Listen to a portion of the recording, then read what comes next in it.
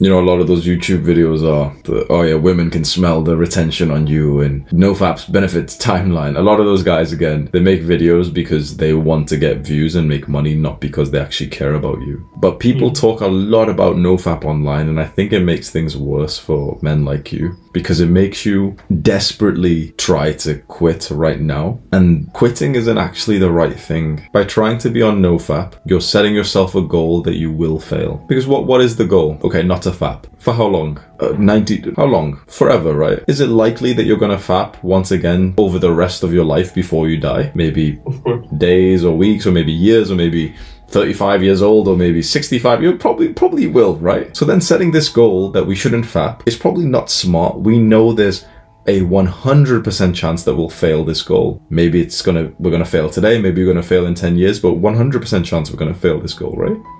There's probably a 0% chance that we never fap again for the rest of our lives, right? Yeah. Then at that point, NoFap is worthless, because we can't be on NoFap, because it's a goal that we will fail. So then we're not on NoFap, we're on less fap. We just want to fap so infrequently that it's not a problem at all.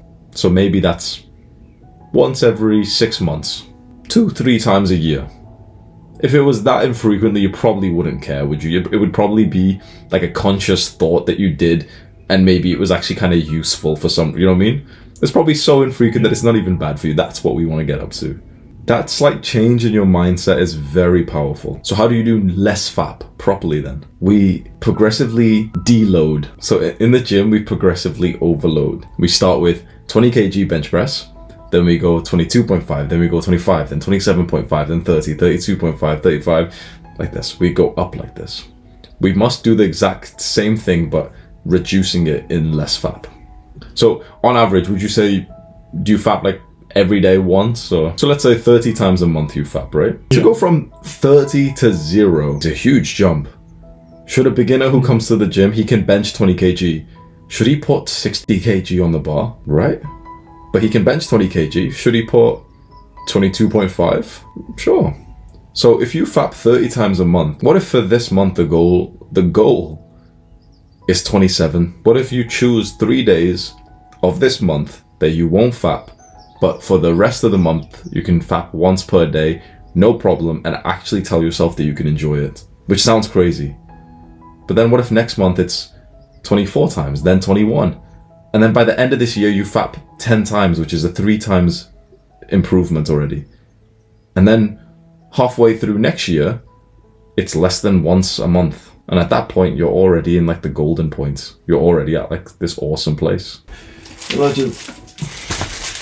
Yeah, like this. So we see the calendar, right? This is for March, right? Yeah. Imagine you choose of these days 3 days that you won't fap.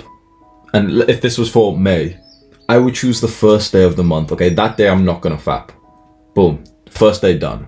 Next day I'm gonna fap. And the way that I would tell you to do it is, don't use porn, and also make it as fast and as efficient as possible. So oftentimes to prolong the enjoyment, we'll kind of make it longer, and then that's just taking more time. If I was going to do this myself, like how I used to do this on the days where I could fap, it wouldn't even be that fun, because I'd just go like hyper mode and like literally just nut within like 1 minute. It's like, oh, it feels kind of good, but I just did it in a rush. Boom, okay, back to work. That's the second day. 30 second speed, you speed run it, right? Speed fap. That's the second day. Second day, we're gonna fap, right?